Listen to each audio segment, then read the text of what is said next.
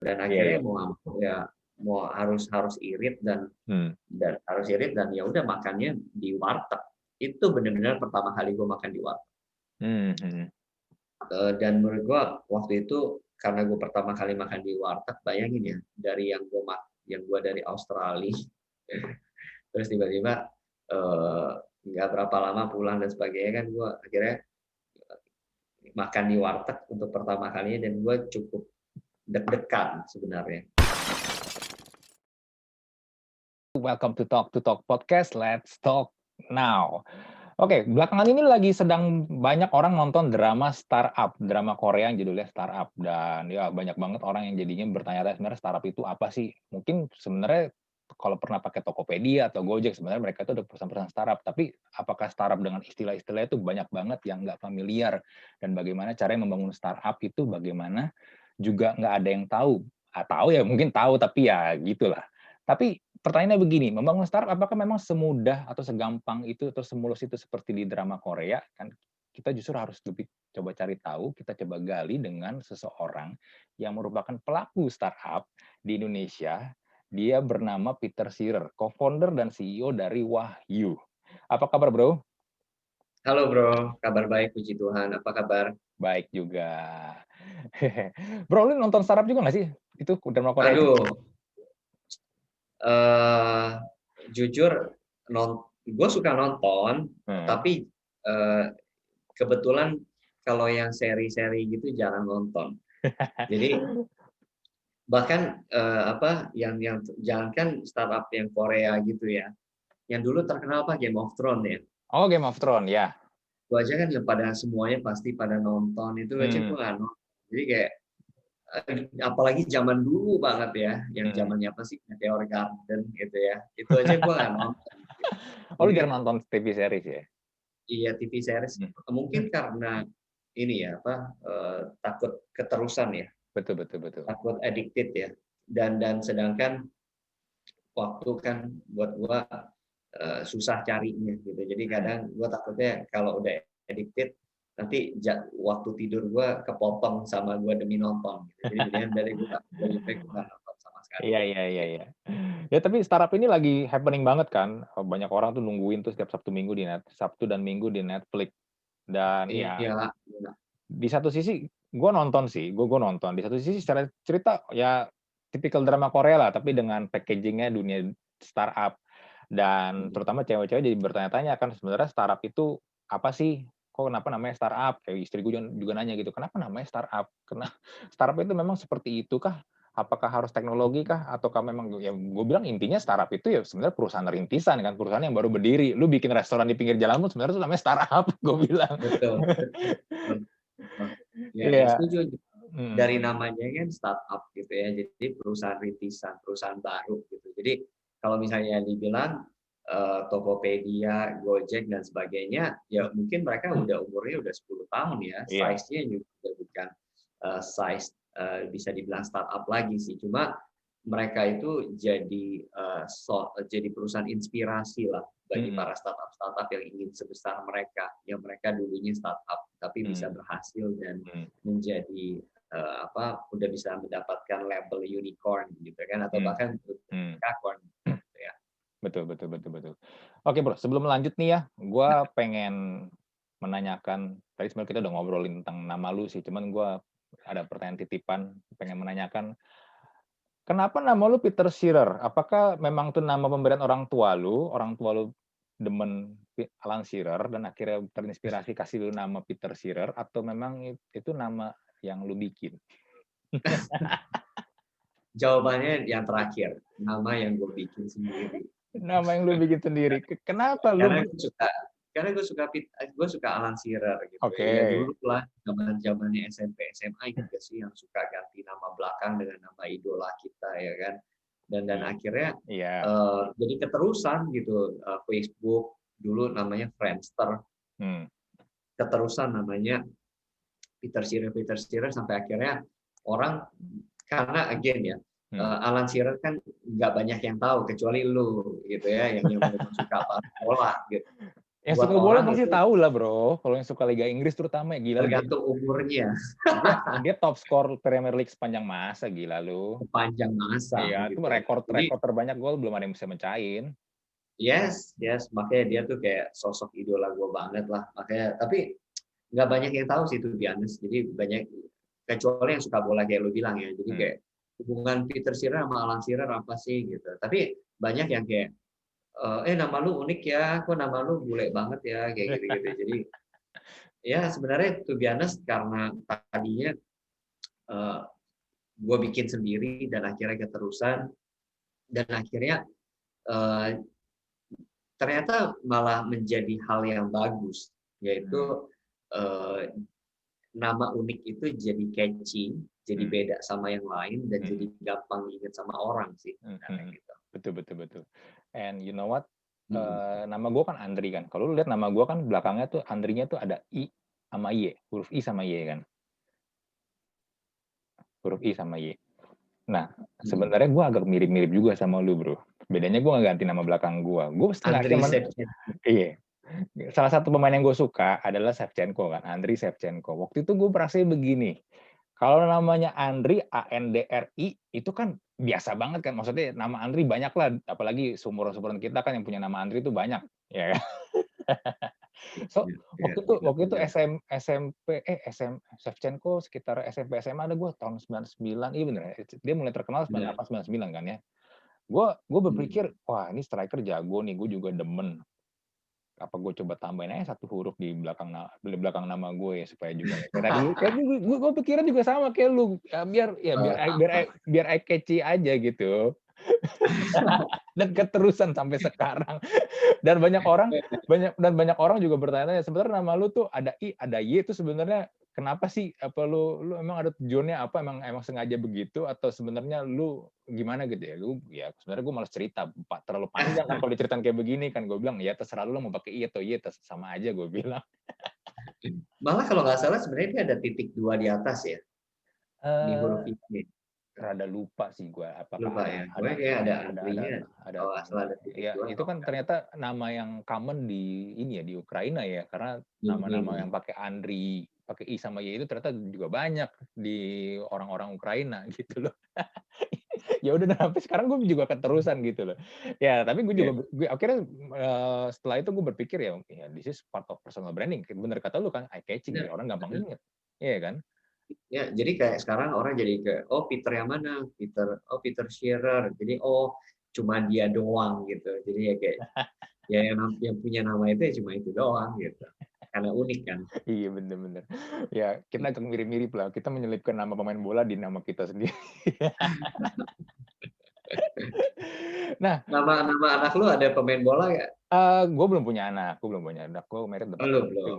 tapi belum punya anak. Ya doakan lah ya. Semoga Amin, secepatnya. amin. Nah, anak gua dua laki-laki. Eh, Gue ya istri gue nggak kasih sih nama pemain bola. Jadi ya udahlah. Biasanya kalau istri lu nggak ngerti bola, nggak akan dikasih. Dia masih akan pilih nama yang lebih Nggak akan dikasih. Ya. iya yang lain. Tapi anyway gini bro, lu ini kan gini, Padahal gue udah mikir. nah, buat yang mungkin baru kenal dengan Peter nih ya, Peter ini adalah co-founder dan CEO dari startup namanya Wahyu. Wahyu ini adalah startup yang ingin mendigitalisasi warung-warung kayak warteg gitu, warung makan supaya warung makan itu bisa lebih bagus, lebih keren. Nah, Hmm, itu kan yang sekarang lu kerjain kan, dan gue juga lihat foto-foto lu betul. di Instagram, wah gila lu banyak diundang sana sini di TV, di acara Najwa Shihab, di acara Metro TV segala macam, pernah juga ketemu dengan Presiden Jokowi gitu loh. Tapi kan sekarang itu kan lu sekarang yang udah sukses kan. Cuman gue penasaran gini loh, perjalanan lu nih sebelum lu mencapai di titik ini itu kayak gimana sih? Apakah lu dulu pernah kerja sama orang? Apakah lu memang sebenarnya juga ya basic lu apakah lu orang kaya? Kan gue nggak tahu kan, maka itu gue yang pengen gue cari tahu gitu loh lu orang kaya dan lu memang ya udah punya duit lu bikin bisnis aja gitu hajar jebret gitu kan kadang-kadang ada yang kayak begitu kan. Mm, mm, mm. Oh, wow. Kalau misalnya ditanya sih cukup panjang ya. Apa namanya perjalanan hidup sebelum Wahyu itu mungkin bisa dibilang kayak udah 20 tahun lah ya berkarir. berkarya. Karya itu. Ya, sebenarnya long story short, gua nggak kuliah. Gua dari dulu memang pengen jadi seorang pengusaha. Jadi enggak kepikirannya cuma pengen dapat duit dan punya modal usaha gitu ya. Jadi tinggal gimana cara dapetin modal usaha waktu itu. Karena gue pikir kalau misalnya kuliah kemudian kerja itu kayaknya buat dapetin modal usaha bakal masih panjang jalannya gitu. Jadi gue ambil shortcut, gue nggak kuliah, gue ke luar negeri buat dapetin dolar lah basically. Waktu itu perginya ke Australia. Jadi tahun berapa tuh ya? Tahun berapa waktu itu? Tahun berapa? 2001. 2001 gue masuk kuliah tuh ya. Berarti kita kurang lebih seumuran ya? Gue 83. Oh iya sama, gue juga 83. Iya, berarti kita seumuran. Seumuran ya. Cuma rambut gue masih banyak. Cie. Ini baik. Ini by choice. Ini by choice loh, ini loh. Gue sengaja gue tutupin sih sebenarnya juga sih. Umur gak bisa bohong. Ya, terus lu ke Australia nih, lu kerja berarti nih? Kerja kasar gitulah, biasa di restoran, cuci piring, di McDonald, ngurusin dapur, ngurusin kasir, terus kerja di pabrik, distribusi gitu. Jadi ya ngurus ya to be honest, gue cukup bangga gue startnya dari bawah banget gitu, karena gue belajar banyak justru ketika gue di bawah banget gitu. Orang tua lu emang ngizinin ya? Maksud gue gini loh, kan kebanyakan apa kita gini lah, kita sebagai keturunan sama keturunan Chinese ya kan, keluarga kita kan kebanyakan pikiran orang tua gini kan, ya kalau gue udah bisa sekolahin lu sampai SMA, gue juga pengen lu juga kuliah dong, ya kan, biar bisa dapat kerjaan gitu loh. Tapi kan lu mematahkan semua itu dan lu memilih kerja, ya bukan kerja yang dibilang dalam tanda kutip ini ya, dipandang orang keren ya. Lu ke Australia, lu kerja kayak di McDonald begitu, maksudnya orang tua lu nggak ngelarang gitu? Ya, puji Tuhan, gue dapet orang tua yang mendukung pilihan anaknya sih, gitu. Selama mereka udah tahu, anaknya tahu konsekuensinya aja, gitu. Jadi ya udah dikasih tahu kalau misalnya kalau gue pilih ini, mungkin kedepannya nggak ada gelar gitu ya, ataupun bakal ngulang lagi seandainya memang mau kuliah lagi gitu. Terus ya udah ada beberapa pertimbangan lah sebenarnya yang gua harus putusin gitu, berani ambil resiko apa enggak gitu. Dan gue putusin ya karena gue orangnya cukup keras ya, kalau gue udah mau pasti terjadilah gitu. Jadi makanya ya gue putusin dari awal, memang udah apapun yang terjadi gue memang pengen keluar buat gue belajar bahasa Inggris juga, soalnya Inggris gue jelek banget gitu, sampai sekarang juga sebenarnya masih katrok sih. Terus jadi belajar mandiri juga, belajar melayani juga dari bawah, ya basically supaya lebih mandiri ya, independen, bisa ngatur diri sendiri juga. Dan apa, kebetulan keluarga gue juga dari keluarga yang biasa aja sih gitu, yang memang apa ya, bukan yang berkelimpahan lah gitu. Jadi memang backgroundnya tahu kalau misalnya anaknya pengen kumpulin duit supaya bisa punya modal usaha gitu. Terus lu di Australia berapa lama tuh? Cepet sih.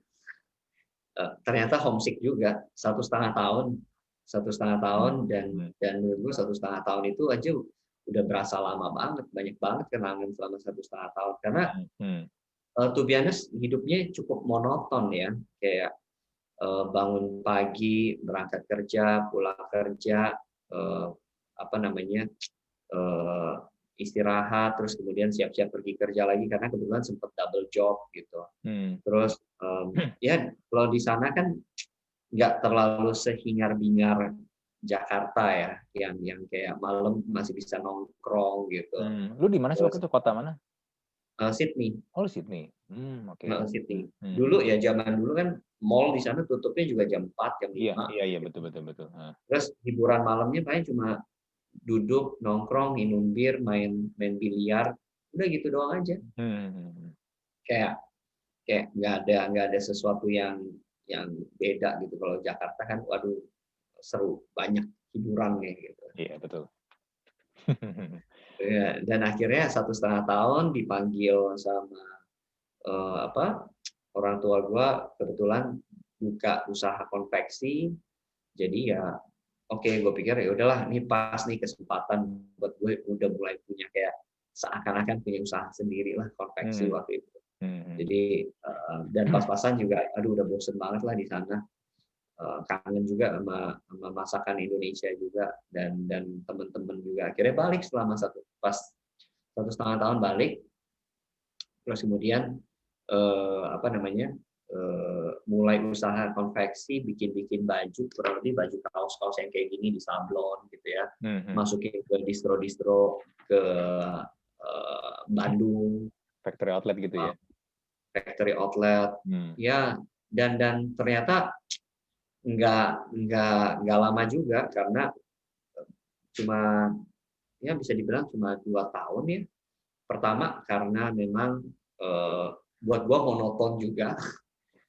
Gitu-gitu aja. Gue merasa, aduh, gue perlu belajar. Gue banyak hal yang gue nggak tahu di dalam hidup ini gitu. Kayak, kok gue goblok banget gitu ya. Kayak gue nggak ngerti keuangan, gue nggak ngerti manajemen, gue nggak ngerti banyak hal gitu. Dan gue saat itu gue pikir, aduh, apa gue salah jalan ya? Teman-teman gue kayak pada belajar nih, banyak bidang-bidang pelajaran yang mereka pelajari, sedangkan gue kayak nggak ngerti apa-apa nih gitu. Makanya gue mau nggak mau gue berusaha catch up dengan belajar dari buku sendiri. Dulu ya benar-benar dari buku ya gitu ya, ke Gramedia, terus juga kemudian dari install pakai CD-ROM kayak gitu gitulah. Terus ya dari sana gue merasa, aduh, gue juga nggak bisa nih, gue perlu ada yang ngebimbing ya. Kalau di kuliah mungkin ada dosen lah, ada kakak kelas dan sebagainya. Gue nggak ada gitu, sosok itu nggak ada. Dan akhirnya karena gue orangnya cukup kompetitif ya, gue takut ketinggalan sama orang-orang yang sepantaran itu satu generasi. Akhirnya gue kuliah lagi, bukan kuliah, sorry, sekolah. Gue sekolah periklanan, kurang lebih sekolah advertising, di mana di sana gue akhirnya, wah, gue banyak belajar soal komunikasi, soal presentasi, soal bikin proposal, lebih ke banyak soal bisnis gitu ya, communication, marketing, branding. Sekolahnya juga cuma 1,5 tahun sih gitu. Jadi ya dari sana sekolah lagi 1,5 tahun, pas-pasan pas gue selesai sekolah, teman-teman juga ada yang udah mulai lulusan juga. Jadi kayak ujung-ujungnya selesainya bareng gitu. Tapi bedanya kan mereka kuliah. Lu kan lebih ke sekolah yang memang spesifik di advertising kan. Betul. Nah, dari sana, dari sekolah, yang tadinya mikir mau jadi pengusaha, akhirnya di stop dulu. Pikir, udahlah, gue memang kayak mau usaha juga kayak masih banyak hal yang gue belum tahu gitu, belum siap lah buat jadi seorang pengusaha. Akhirnya gue pikir kayak gue perlu kerja sama orang dulu deh gitu, menyerap ilmu gitu kan, udah menyerap ilmu terus dibayar lagi kan gitu. Jadi ya udah, gue kerja di advertising agency, belajar presentasi, belajar banyak hal gitu ya, soal digital.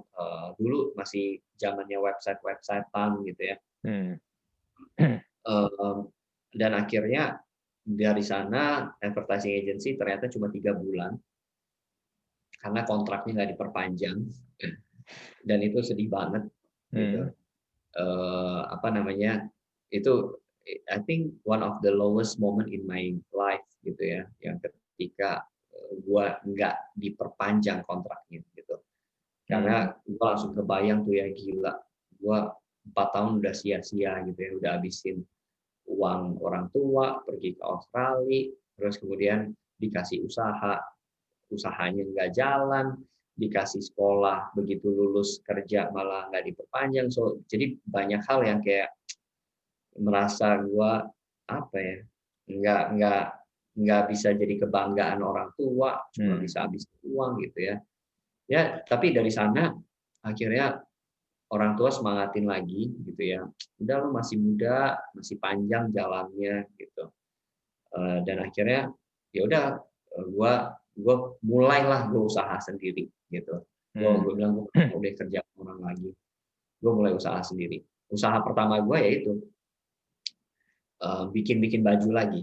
Cuma bedanya karena gue udah punya pengalaman di agency, di advertising branding, company gue yang pertama ya usahanya seragam gitu. Jadi bikin seragam, uniform untuk restoran, perusahaan, pabrik, hotel dan sebagainya. So that's my first company. Itu yang namanya black and white bukan? Iya betul. Kalau tahu sih, gue sebagai podcast luar biasa harus researchnya. do my own research, do my own work lah. Iya, dulu namanya black and white karena gue suka Newcastle hitam putih, gue suka warna. Wah, pokoknya semua berhubungan dengan Newcastle ya. Alan Shearer. Ya, jadi ya that's my first company yang dibikin dari nol dan akhirnya ya pelan-pelan puji Tuhan order nambah dan akhirnya klien juga nambah gitu ya. Sampai akhirnya bisa dapat yang tadinya cuma berapa bisa sampai ribuan order, ribuan baju, seragam dan repeat terus gitu. Tapi again, lu tahu sendiri apa namanya, gue waktu itu masih muda yang merasa kayak gue pengen coba banyak hal dan gue merasa gue masih muda, nggak ada tanggungan, gue pengen coba banyak hal yang gue nggak tahu di dunia ini, gue pengen rasain sendiri, kalaupun gagal gue pengen gagal rasain sendiri. Menurut gue lebih baik gue nyesel tapi gue udah coba daripada gue nyesel tapi gue nggak coba gitu. Jadi apa namanya ya, jadi gue selesai dari sambil gue ngerjain seragam banyak hal yang gue bikin sih gitu. Banyak lah kayak buka tempat makan, buka website makanan, buka toko sulap, buka catering, buka buka mobile aplikasi ya, dan setelah itu ada ketemu teknologi augmented reality dan ya puji Tuhan gue naiknya berkat yang augmented reality ini sih 10 tahun ngurusin dan kenal industri jadi lebih luas dan belajar banyak hal dan akhirnya mutusin oke deh, gue pengen bikin sesuatu yang bisa give impact buat banyak orang. Gitu. Kayak tercetuslah wahyu. Gitu. Jadi apa yang gue tadi bicara sih sebenarnya sangat singkat, tapi sebuah perjalanan 20 tahun yang menurut gue itu karena belas kasih Tuhan dan Tuhan baik banget. Tapi ini menarik sih bro. Tadi kan lu bilang lu pokoknya yang penting coba. Ya pengen ngerasain yang namanya gagal. Masalahnya kan begini, banyak orang tuh yang gimana ya, nggak mau gagal gitu. Jadi takut mencoba karena rasanya gagal tuh nggak enak, malu, salah. Tapi itu lu dicobain semuanya. Dan ya memang tadi lu bilang kan nggak semuanya jalan kan akhirnya kan. Dan yang terakhir ini yang AR dan Enco ini yang akhirnya yang bisa bikin lu jadinya lebih ya lu dapatkan sesuatu achievement dari situ. Dan setahu gua lu dapetin ya Forbes 40 under 40 dari AR dan Enco itu kan. Fortune. Fortune. 40 under 40. Fortune 40 under 40 ya. Gue juga nggak tahu sih ya, tapi Tuhan baik ya. So kalau misalnya ditanya sebenarnya manusia itu pasti takut gagal sih. Itu it's a nature gitu ya. Apalagi kita mungkin udah di situasi nyaman, mungkin kita ada sesuatu yang kita protect gitu ya, apalagi kalau misalnya kita udah punya keluarga. Memang secara nature pasti kita udah mikir what happen kalau worst scenario datang gitu. Jadi itu udah memang nature-nya manusia gitu. Cuma dan itu semakin bertambah ketika umur kita bertambah sebenarnya gitu. Makanya kayak sekarang ya nggak tahu kalau lu ya, kalau gua sekarang udah nggak se-excited dulu kalau misalnya ke theme park main yang seru-seru gitu ya, main yang ekstrim-ekstrim. Iya, iya. Seiring dengan umur pasti yang kayak gila ya, kayak nggak berani deh gitu. Tapi kalau dulu Gue tuh juga yang sama kayak ngalamin hal itu, tau gak sih? kan ya, karena memang seiring dengan umur kita jadi punya beban pikiran dan kekhawatiran sebenarnya Betul, gitu. betul, betul, betul. Dan itu yang mungkin kalau misalnya lu tanya, kalau gua bikin baru lagi gitu Hmm, ya, hmm, mungkin gua akan sangat berhati-hati gitu. hmm, Bukannya gua nggak mau lagi, tapi gua akan sangat berhati-hati gitu. hmm, hmm, Beda kalau dulu itu karena nggak punya tanggungan, nggak punya istri, nggak punya anak, nggak ada beban hidup, udah gue sikat semuanya. Mau gagal ya kayaknya cuma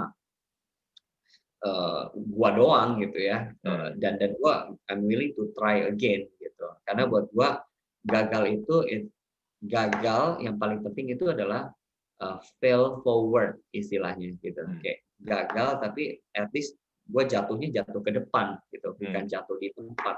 hmm, Jadi jatuh ke depan kan semakin lama semakin dekat gitu ke tujuan lu sebenarnya hmm. gitu. Jadi ya mungkin banyak yang takut gagal kalau misalnya ya jangan sampai gagal tapi ya gagal di tempat dan nggak belajar apa-apa ya, jadi sia-sia sebenarnya jadi gagalnya gitu. Betul, betul, betul. Itu gue setuju sih. Banyak orang gagal tapi nggak belajar apa-apa dan akhirnya mengulangi kegagalan yang sama. Betul Hmm, betul hmm. Jadi ya. nggak ada pertumbuhan, nggak ada perkembangan sama sekali, sama aja bohong sebenarnya sih itu. Benar benar. Ya makanya gue buat gue setiap kegagalan pasti ada pembelajarannya gitu. Hmm, hmm, Pasti ada hikmahnya, pasti ada sesuatu yang bisa dipetik sih. Jadi kayak ya semakin gagal semakin banyak ilmu kan gitu. Jadi hmm, kayak Albert Einstein ya dia bilang gitu ya, memang orang lihat dia menemukan lampu gitu kan. hmm, Ya tapi kan banyak banget yang kegagalan yang dia alami sebelumnya gitu. Tapi buat dia ya kegagalan itu justru dia semakin tahu mana yang tidak bekerja formulanya gitu kan. hmm. Lu ini orangnya tipenya emang ini bro ya, pemikir dan suka reflektif ya, suka merefleksikan diri. Gue ngalamin ini, Enggak, gue orangnya apa to be yang bisa. honest, sangat positif. Hmm, hmm, hmm, Gue percaya segala sesuatu itu hmm, pasti ada hikmahnya, ada sisi positifnya yang bisa dipetik hmm, sebenarnya. Jadi gue bahkan orang bilang mungkin kayak gue terlalu positif gitu. Bahkan kalau orang mau jahat sama gue juga mungkin gue merasa pasti orang itu ada sesuatu yang membuat dia jadi jahat gitu. Yang gue hmm, harus maafin dan melihat dari sisi yang lain gitu. Jadi hmm. ya gue mungkin terlalu positif ya. Nah, terus akhirnya lu bikin Wahyu ini apa nih? Apa yang lu lihat positifnya dari Wahyu dan akhirnya lu bikin? Karena ya lu ngurusin warteg, warung, nasi yang sebenarnya kan udah ada dari zaman kapan pun itu udah ada kan. Even sebelum kita lahir warteg-warteg itu udah banyak, Bro. Apa yang lu lihat dari warteg dan warung-warung nasi pinggir jalan ini sehingga akhirnya lu pengen terjun di sini dan lu pengen supaya bikin mereka lebih bagus, lebih keren. Apa yang lu lihat memangnya? Um, Ingat tadi gue ada cerita soal gue kerja di advertising agency gitu Hmm, ya setelah hmm, gue lulus. Di advertising agency ini gue dapat gajinya itu net 1,8 juta gitu.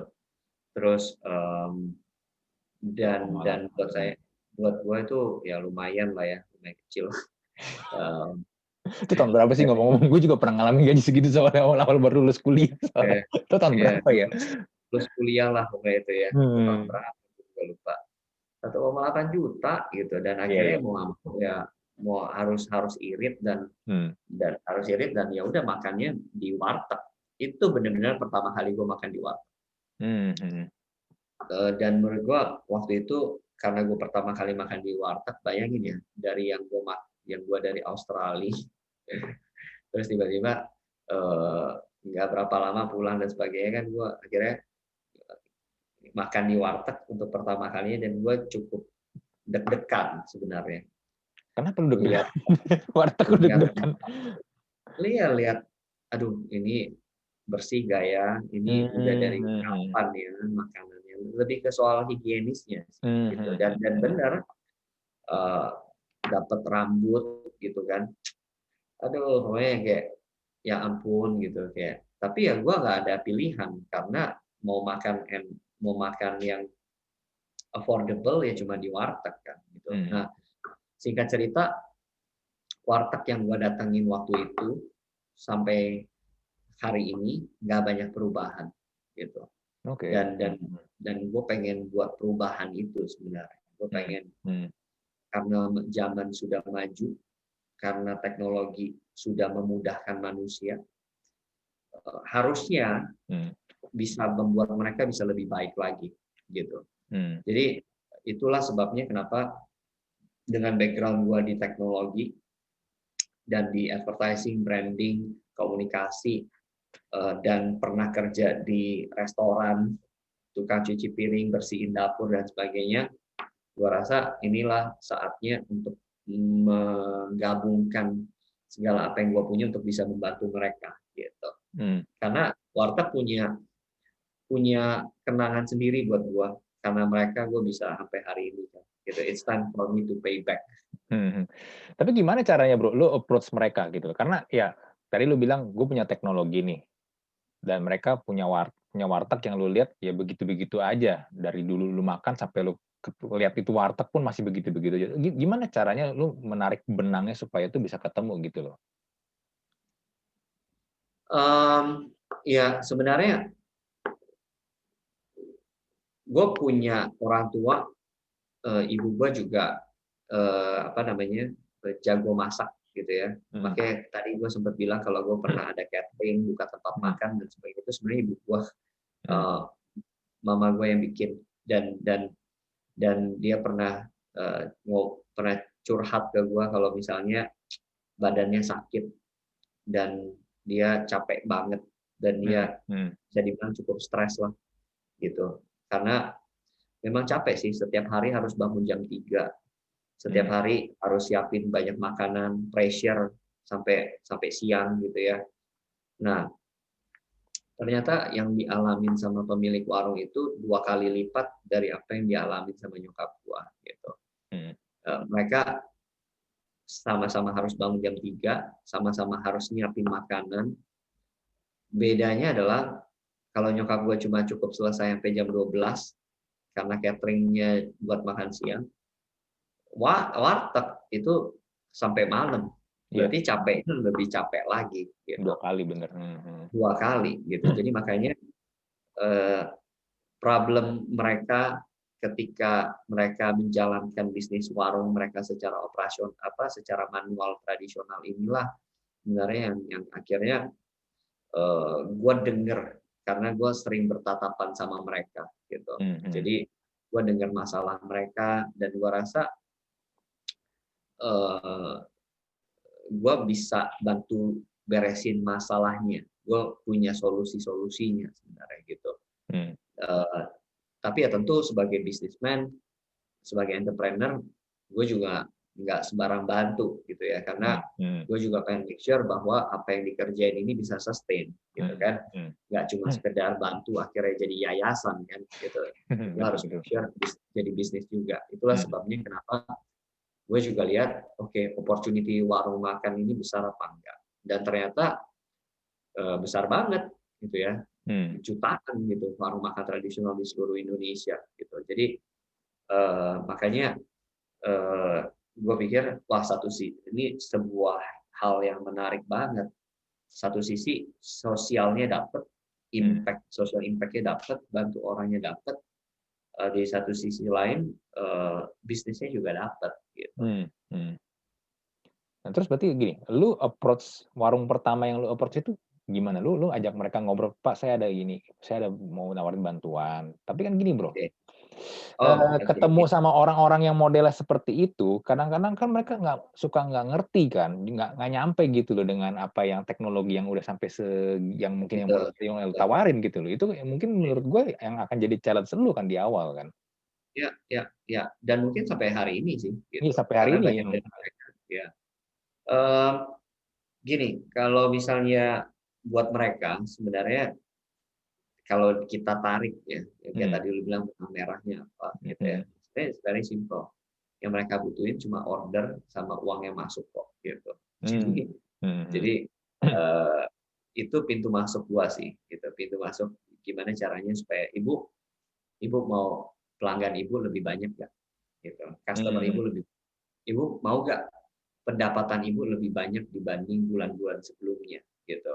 mhm, Jadi sesuatu yang mereka suka, ya ya namanya uang siapa yang nolak gitu ya. mhm, Nah, akhirnya dari sana, kita bilang, "Oke, kita kita punya beberapa program yang bisa membuat ibu bisa lebih banyak pelanggan dan lebih banyak, orderan masuk," gitu. Ya udah dari sana kita baru mulai jelasin program-programnya kita, gitu. mhm. Terus di awal-awal itu berapa banyak warung yang bisa lu guide tuh? Bener-bener batch pertama itu 50, 50? cuma Batch 50 doang. pertama? Iya, Menurut gue sih banyak Bro, batch pertama 50 itu. ya kecil-kecil 50, Mmm, sampai akhirnya, ditantangin ke 250, terus ditantangin ke 500, terus ditantangin ke 1000, mhm, ditantangin ke 2.500, ditantangin ke 5.000. Jadi kita we keep creating our milestone lah gitu. mmm, Dari 5.000 terus ke 7.500 terus ke 10.000. Ya sekarang kita sih udah di 14.000 ya. oh oke. Itu di mana? Jakarta atau dari seluruh Indonesia? Jabodetabek. Oke, heeh heeh heeh. Luar biasa ya angkanya itu untuk ukuran Jabodetabek gitu loh. Iya, lumayan. Tapi Mhm, ya sebenarnya kita pengen lebih banyak lagi, nggak cuma di Jabodetabek ya. Kita pengen mmm. satu Indonesia lah lebih banyak lagi gitu. Mhm, mhm. Nah, yang berarti gini, yang lu tawarkan itu berarti gimana? Apakah gimana caranya mengelola makanan? Apakah supply chain manajemennya supaya mereka juga jauh lebih efektif dan efisien? Apakah lu kasih itu kasih bimbingan seperti itu atau gimana sih jadinya? Ya, jadi balik lagi setelah kita approach yang 50 pertama, Hmm, eh, otomatis kita jadi sering ngobrol kan, heeh gitu. heeh. Kita jadi sering dengerin curhatannya mereka gitu, dengerin apa sih yang mereka mau, apa sih kesulitan mereka gitu. Jadi itu sih curhatan mereka ya, aduh repot ya, mesti bangun pagi ke pasar dan sebagainya. Oke, Hmm, jadi kita ada fitur buat mereka bisa belanja lewat aplikasi kita, kemudian mhm, kita akan antar gratis ongkir ke hmm, warung mereka. Terus kemudian mereka juga, aduh, saya pengen dong ada digital presence atau mereka pengen go online. Oh ya udah hmm, hmm, hmm, kita masukin mereka ke GoFood, GrabFood gitu ya. hmm, hmm, Jadi sebenarnya ya ini bicara startup ya. hmm. Eh, karena awalnya kan tadi lu ngomong soal startup. Yes, we Sebenarnya talk about startup itu startup.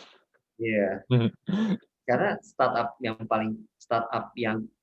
yang menurut gua formulanya yang berhasil adalah yang benar-benar eh, bisa menyelesaikan masalah eh, marketnya gitu, Hmm, customernya gitu. hmm, hmm, hmm. Kita harus dengerin Hmm, mereka, kita harus hidup seperti mereka, kita harus eh, punya empati sama mereka, dan kita pengen benar-benar bantu mereka gitu. hmm, hmm, Eh, Mungkin banyak di luar sana yang bikin hanya karena bisa gitu, hanya karena lihat tren, hanya karena dia jagonya di sana. Menurut ya nggak apa-apa gitu. Tapi yang paling penting apakah itu bisa ada yang apakah ada yang butuh, apakah ada yang benar-benar mau pakai, apakah ada yang benar-benar cinta mati gitu, hmm, hmm, apakah ada yang eh, mau berapapun juga mau bayar gitu. hmm, Jadi hmm, makanya so we really need to obsess with our customers sih gitu. hmm. Iya, dan lu udah dapetin produk market fit-nya dari situ kan jadinya kan? Yes, Mhm, benar, benar, mhm, benar. mhm, That's the key, product market fit gitu ya. Kira-kira apa nih yang benar-benar mereka butuh, yang mhm, buat mereka nyantol, yang buat mereka mhm, ngikat, nggak bisa kemana-mana gitu. mhm. Ya, ini menarik sih Bro, karena gini, kemarin gue juga minggu kemarin gue ditawarin jadi CMO itu sebuah startup juga, dia bermain di Wih, agribisnis. Tapi pas gue ngobrol sama ownernya, gimana ya, banyak ternyata tuh yang gue lihat itu nggak ya dia mengklaim kalau yang install aplikasi ada 30.000. Gue bilang, "Tapi kan mhm, orang yang install aplikasi doang itu nggak menandakan startup lu tuh udah bagus ya," gue bilang. Karena kan yang penting adalah aktivitas di dalamnya kan, seberapa banyak yang pakai, ya kan. Gue nanya sama betul, dia, betul, monthly active user-nya itu berapa, daily active user-nya berapa, itu kan justru yang harus kita cari tahu dulu kan, percuma mau betul, install 30.000 kalau yang pakai jarang-jarang kan. Dan akhirnya betul, gali lagi sama dia, ya dia tantangan dia adalah dia tuh pengennya terlalu cepat kalau menurut gua, karena lu bikin marketplace, lu bikin forum untuk agribisnis para petani dan nelayan, tapi lu pengen langsung dapat transaksi, which is langsung dapat profit. Gue bilang lu bikin marketplace dan mereka mungkin juga merasa kalau lu bilang apa aktivitasnya kurang aktif, ya bisa jadi mereka kayak tadi lu bilang, mereka nggak obses sama lu, mereka nggak merasa butuh sama lu, ya akhirnya mereka install, mereka mungkin pakai bentar, habis itu udah bye, gue bilang. Dan lu baik, langsung pengen supaya terjadi transaksi, lu dapat profit. Gue bilang nggak bisa, lu tuh harus bangun bangun ininya, bangun komunitasnya dulu, bangun ya, usernya dulu. Lu nggak bisa langsung minta langsung dapetin profit, susah banget itu. Apalagi marketplace. Dan yang gue bilang sama dia, nggak bisa bohong, lu harus siap bakar duit sih kalau mau ngomong marketplace ya. Nggak bisa mhm, langsung dapat profit dan yang tadi lu juga bilang ya yang kita bahas produk market fit. Ya gue jadi ngelihat emang banyak yang nggak dapetin itu. Bikin tapi mhm. nggak ada yang pakai, Bro. Iya, iya, iya. Memang challenge-nya di product market fit sih. Apa yang Mhm, mhm. kita buat apakah sesuai dengan target market kita dan banyak yang butuh waktu untuk menemukan itu gitu. Mhm, mhm. Yang sesuatu yang bikin orang bakal nyantol sama aplikasi atau sama company kita atau bahkan tergila-gila dengan bangganya pakai logo eh, produk logo startupnya kita di kaos mereka gitu ya kayak Mhm, mhm. um, gue kebayangnya gue ini contoh Wahyu lah ya Mhm. gitu. Gue pengen bikin si pemilik warungnya ini benar-benar tergila-gila sama Wahyu sampai kalau misalnya amit-amit Wahyu dibilang bakal tutup tuh pemilik warteg tuh bakal demo di istana presiden gitu ya. Kayak Wahyu tetap harus ada, kita butuh Wahyu Mhm, gitu. Jadi mesti bikin sampai kayak gitu. mhm. Yang benar-benar orang butuh banget dan jatuh cinta. Gitu. Mhm, betul betul. Kalau lu nggak menyentuh kebutuhan basic need-nya dia, ya mereka juga nggak peduli sama produk lu kan jadinya ya. Ya, ya. Apalagi once ketika kita udah punya banyak kompetitor ya Iya, gitu. apalagi kompetitor. Ya, dan mereka juga bisa menawarkan hal yang sama atau bahkan lebih baik gitu ya. Ya bisa apa yang membuat kita punya customer nggak pindah ke tempat lain gitu. Betul betul. Ya, nggak bisa bohong, misalnya gini deh, marketplace, Tokopedia sama Shopee. Kalau Mhm. yang cashback-nya paling gede pasti kita ke sana.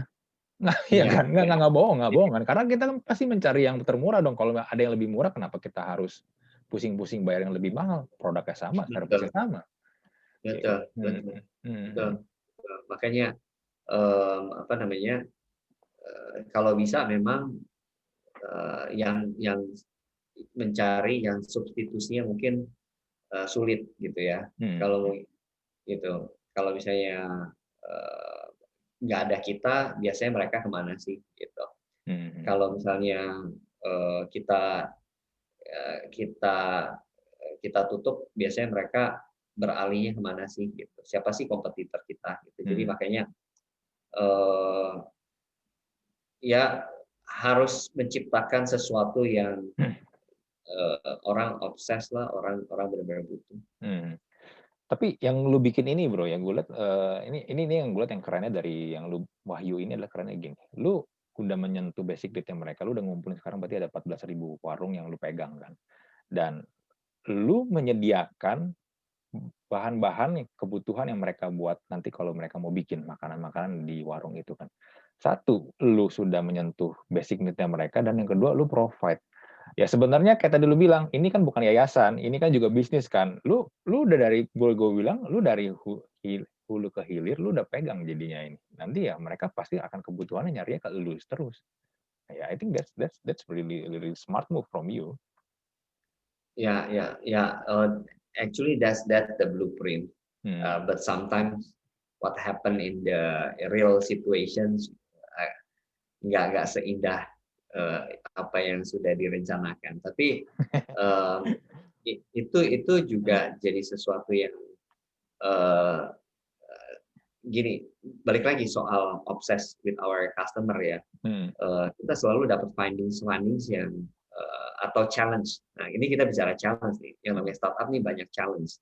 Kita pikir A ke B itu simple gitu. Ternyata A ke B ini challenge-nya banyak banget gitu.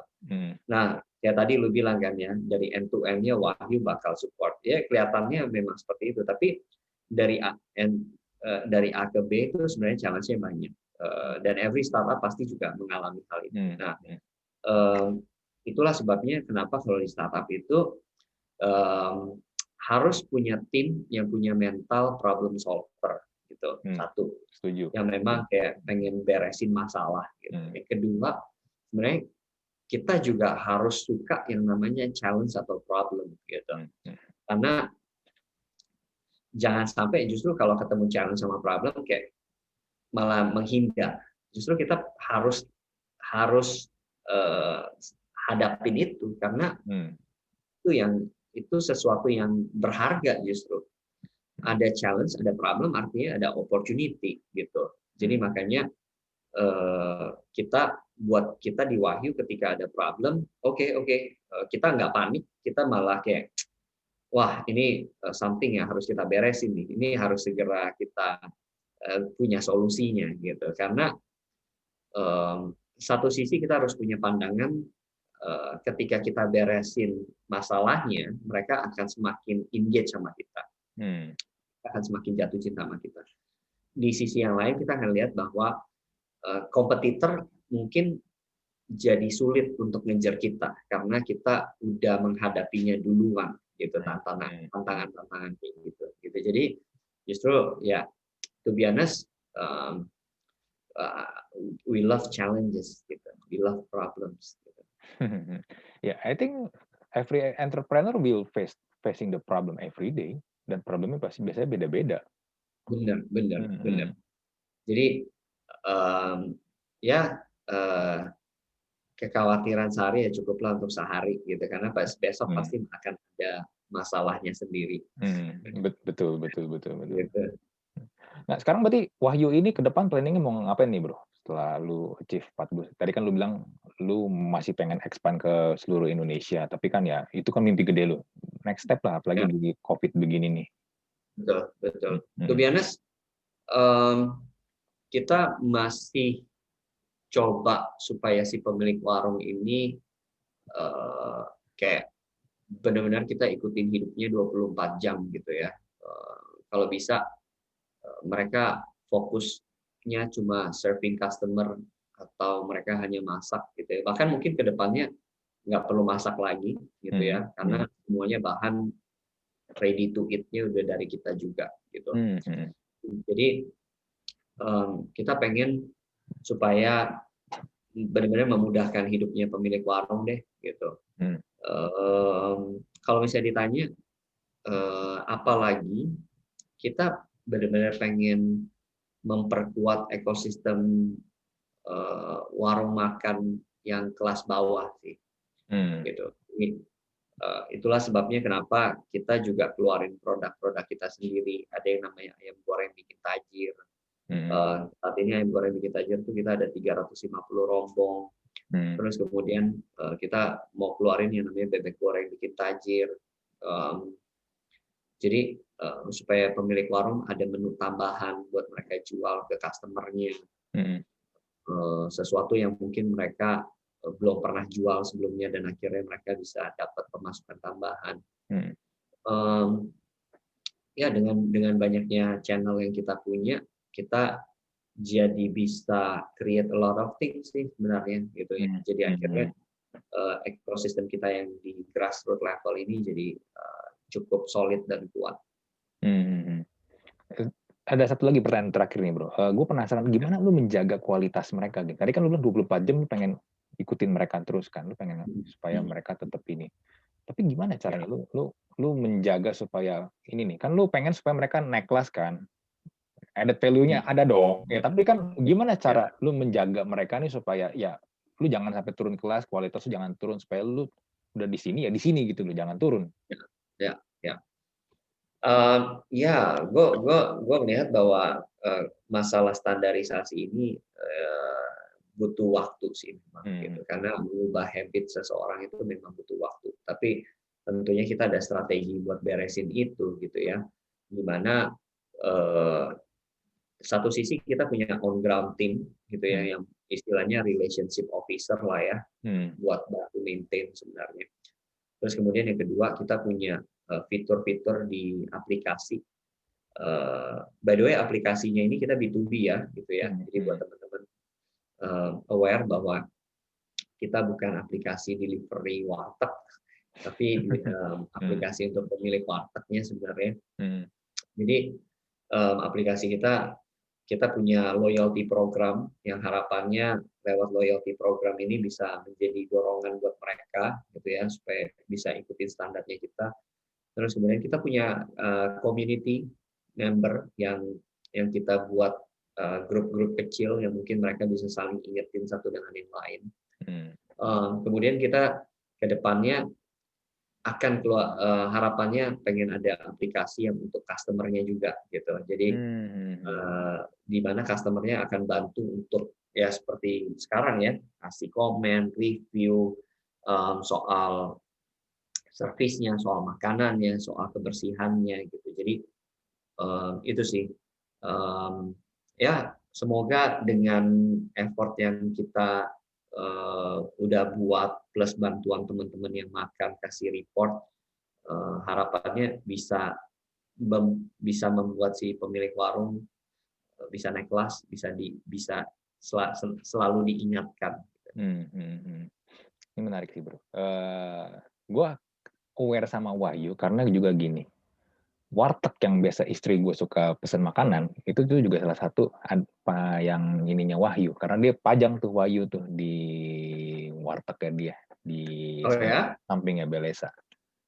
Wih. Belesa Permata Hijau. Oh wow, oke. Wow. Gitu. Terima kasih.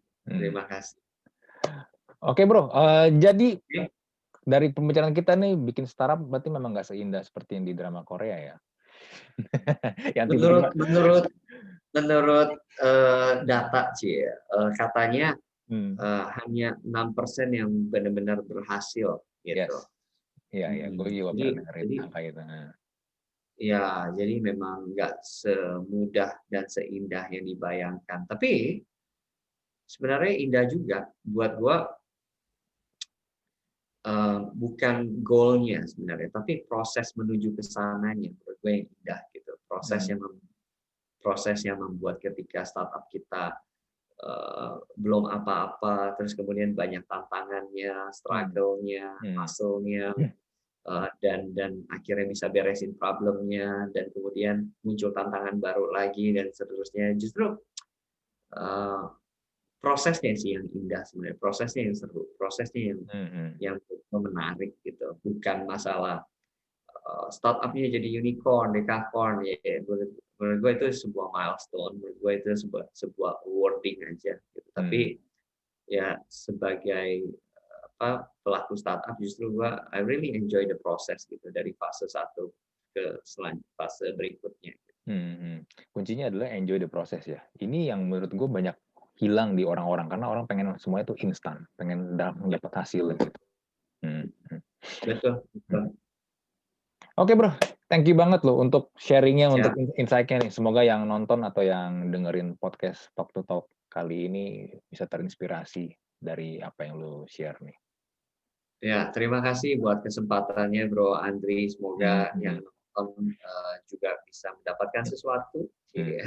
Walaupun ngalor ngidul ya kemana-mana, tapi ya semoga ada hikmahnya. So thank you udah being a very good host, Bro. Ya, sama-sama bro. Gua merasa terhormat sekali lu bersedia jadi guest di podcast gua. Aduh, ini orang hebat banget lu, gila lu. Aduh, enggak lah. Biasa aja. Beneran. Masih Kalau kalau belajar. kalau yang punya nomor WhatsApp dia harus lihat profile picture-nya dia, beneran serius.